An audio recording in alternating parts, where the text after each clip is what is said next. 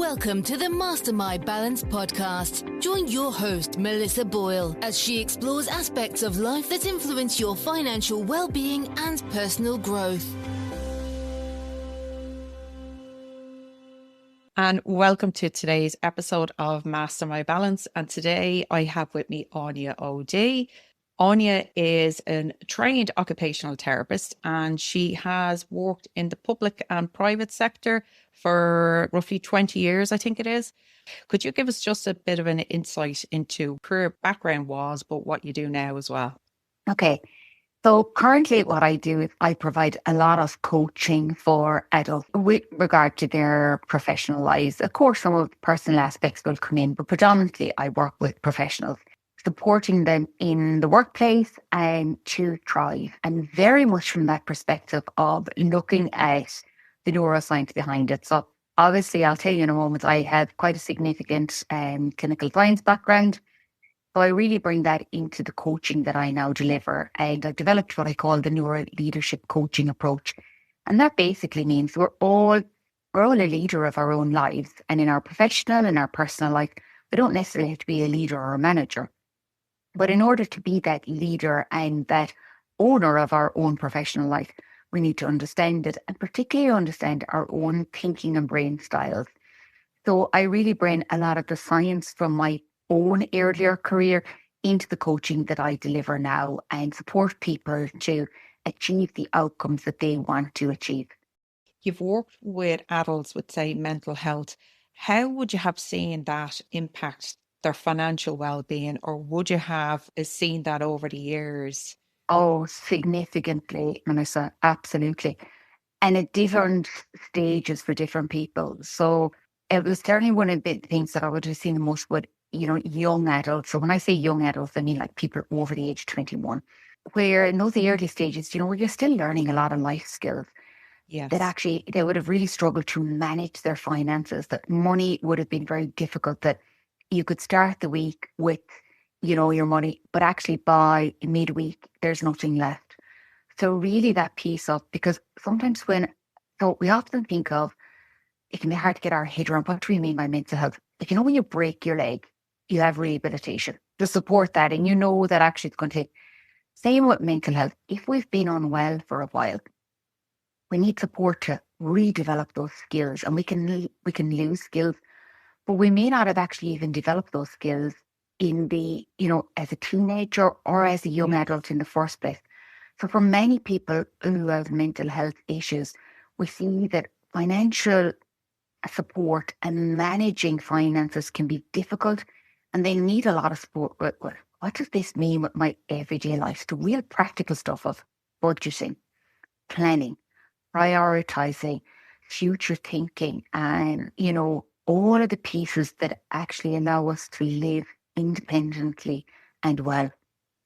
Yeah. So I suppose you'd have people that maybe have mental health problems and they're coming with prior difficulties in finances.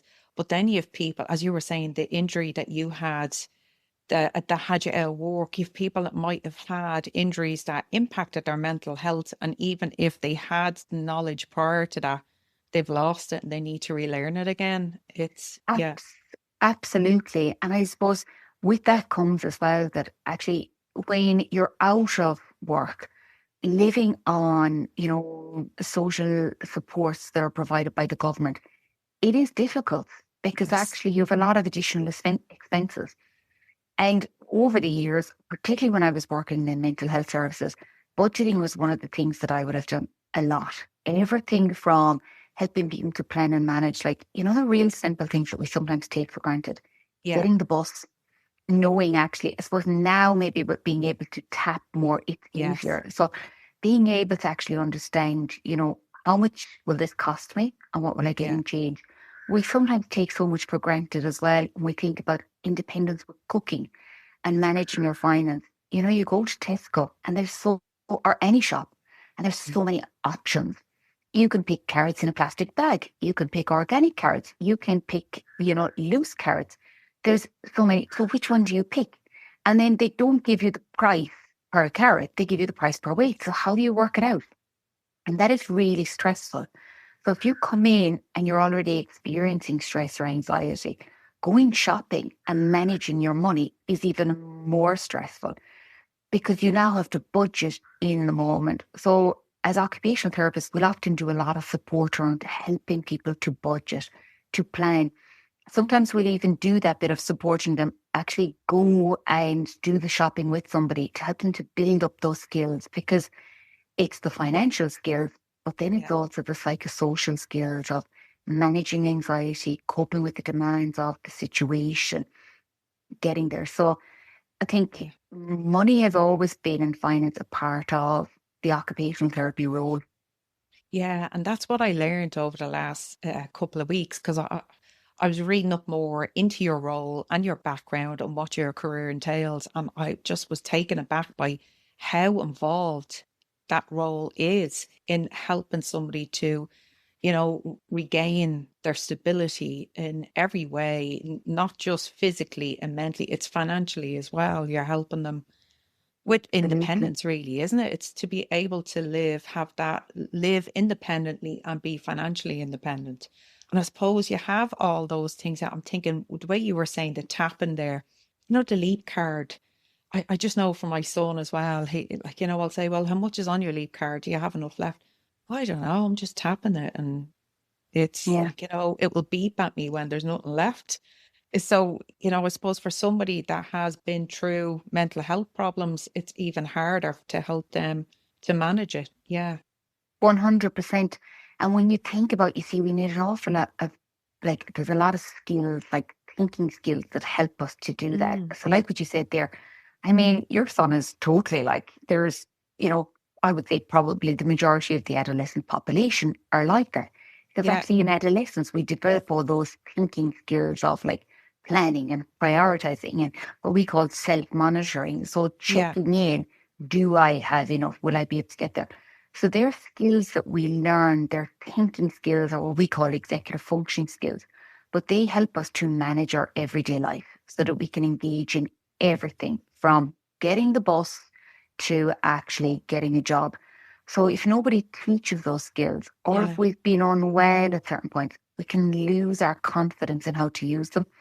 So as occupational therapists, we do really practical functional stuff. Like actually, how do you use those planning, prioritizing skills? Not across all of your life, but what are the Yeah. key areas? So for some person, it might be the key area of actually, being able to top up their leap card and use that on the Yes. bus.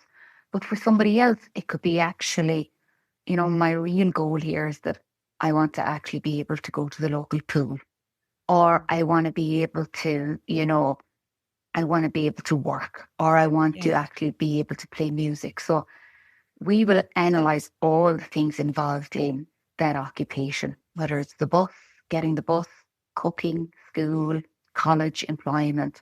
That's what Yeah. we do is practical side. And then when it comes to, I suppose, somebody like that, would you collaborate with other professionals in when you're working with somebody like that, or how does that work? It depends on the context, I suppose, Mm. Melissa.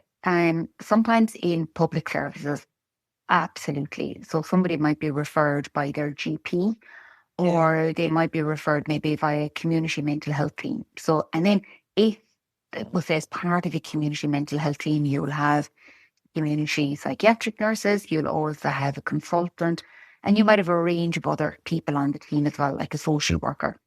So often as part of community mental health teams, we're very much, it's team based, 100%. Sometimes in private therapy, as a private occupational therapist, the general public will just approach you, and they will approach you for, it'll often present around actually confidence. It'll present around actually, they were very clear goals of like well-being. I want to be able to get back into work. I want to be able to do X.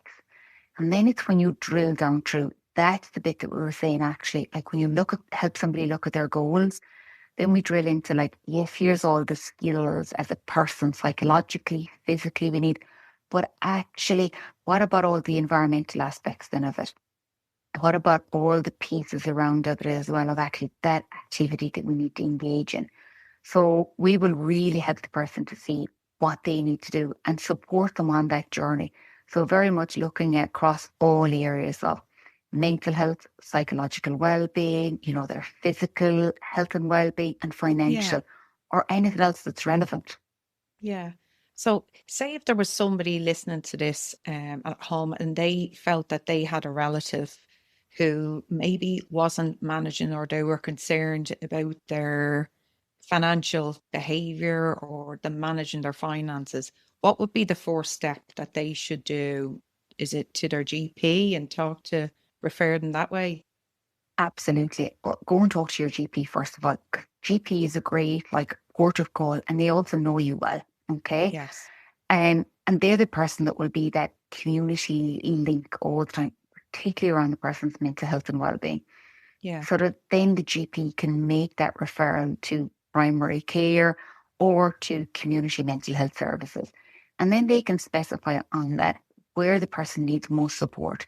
So they might want support from OT around yes, their financial well-being with regard to engaging in everyday life. But they may also want other supports as well from the community mental health team, like community psychiatric nurse or social work as well. Yeah. Because you think the whole financial exploitation is, and people being manipulated now and having their finances being controlled by others. It's like, I suppose, so it is good to take that step because they'll have somebody then that will help them and guide them in the proper Absolutely. direction. Absolutely. And help them to develop the skills that they want and need to be, independent and to have that autonomy. And that can take time to do that. Yeah. Yeah. And then I know we've been talking about adults, but I was just thinking that maybe we'll touch on children's or teens, say, as well, because we have that now, and there's been such a push on financial literacy and improving the financial literacy of our teens and adults. So would you have worked with or experience of working with teens, adolescents in that role? Absolutely loads. So I've worked in the university setting as an OT, so with college students and university students. So, the brain is not fully developed until we're 27. And when you think of teenagers, we always think of it's the teen brain is literally underdevelopment. So the teen brain goes through huge reconstruction and rewiring from the ages of 12 right up until our 20s, particularly in those teenagers of 12 to 18. There's massive brain development going on there, particularly around what we call the executive functioning skills. That's all those frontal lobe skills that help us to, impulse control, planning, organization, time management, also self monitoring our behavior, emotional regulation.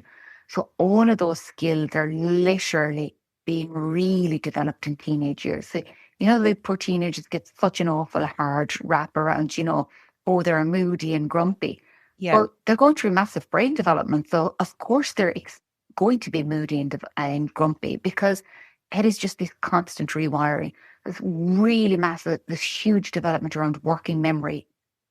So verbal working memory, so being able to remember instructions, but also visual working memory. That piece of I see something, I can hold that information and then use it. So these are all of the brain skills that are literally, if you think of it as growing or being rewired during adolescence. And these are the foundation skills that help us to manage our finances. So imagine now if, compare it to in the early years when a child is learning to talk. If we didn't model all of those words, the way we repeat back the words they've said and we encourage them. So there's loads of modeling and support. But what about adolescents? If they don't get that modeling and support, because maybe for several reasons, maybe, life is busy at home and they're just not getting it, or they just don't have to do it. Or maybe their parents are maybe struggling to do it, or there isn't somebody around to model it. So teenagers need loads of support to learn these skills. They need opportunities so that literally these brain skills, as they say, what wires together, fires together. So they need opportunities to practice and repeat. So it's so important in the adolescent years that they receive financial literacy training, awareness around it, and then Yeah. they've practiced to do it. And that they actually have opportunities to manage their own money, like really simple things of, yes, managing their own leap card, going into the shop and having to buy things and being able to check, what is my balance on my Revolut account? Yeah. Will I have enough for my lunch for the whole week? Or can I just afford lunch for 3 days out of the week? Because the difficulties that I would have seen for adolescents, those difficulties when I worked with young adults in university and then in adult mental health, they were actually no different. So the difficulties that you see for teenagers are often the difficulties that persist throughout life.